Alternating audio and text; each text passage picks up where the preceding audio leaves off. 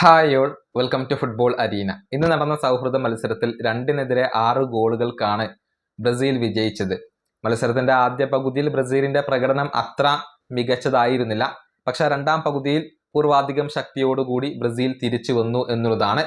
ഏതായാലും ഇതേക്കുറിച്ച് ബ്രസീലിലെ പ്രമുഖ ഫുട്ബോൾ നിരീക്ഷകനായ വിനി കസഗ്രാൻഡെ തന്റെ അഭിപ്രായം രേഖപ്പെടുത്തിയിട്ടുണ്ട്.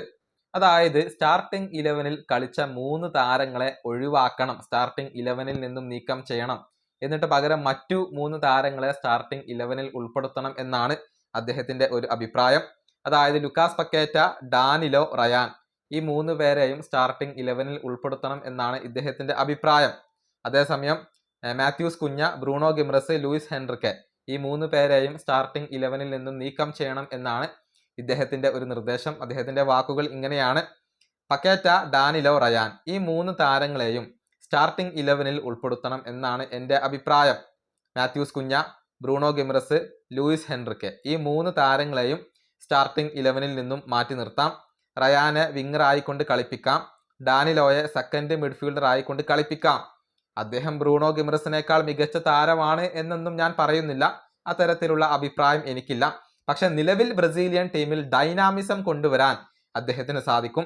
ഡാനിലോക്ക് അദ്ദേഹത്തിൻ്റെതായ ക്വാളിറ്റികൾ ഉണ്ട്. ബോൾ വിൻ ചെയ്യുന്നു, നല്ല പാസുകൾ നൽകുന്നു, ആക്രമണത്തിന് തുടക്കമിടുന്നു. ഇതെല്ലാം അദ്ദേഹത്തിന്റെ ക്വാളിറ്റികളാണ്. ഇതാണ് ഇപ്പോൾ വിനി കസഗ്രാൻഡെ പറഞ്ഞിട്ടുള്ളത്. അദ്ദേഹത്തിന്റെ ഒരു നിരീക്ഷണം ഇങ്ങനെയാണ്. അതായത് ഡാനിലോ, അതുപോലെ തന്നെ റയാൻ, അതുപോലെ തന്നെ ലുക്കാസ് പക്കാറ്റ എന്നിവർ സ്റ്റാർട്ടിംഗ് 11-ൽ സ്ഥാനം അർഹിക്കുന്നു എന്നാണ് ഇദ്ദേഹം പറയുന്നത്.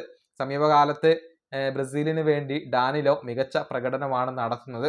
അതിനേക്കാളുപരി ബ്രസീലിയൻ ലീഗിലും അദ്ദേഹം മികച്ച പ്രകടനം നടത്തുന്നു. ബോട്ടഫോഗോക്ക് വേണ്ടി കളിക്കുന്ന താരമാണ് അദ്ദേഹം.